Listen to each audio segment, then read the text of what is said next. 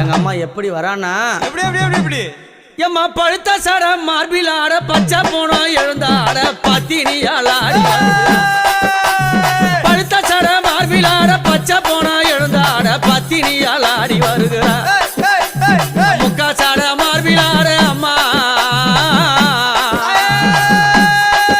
அந்த முக்கா சட மார்பில் ஆட முக்கா சட மார்பில் ஆட முண்டமெல்லாம் எழுந்தாட உத்தமியால் ஆடி வருகிறா யானையனூரா உத்தமியால் ஆடி வருகிறா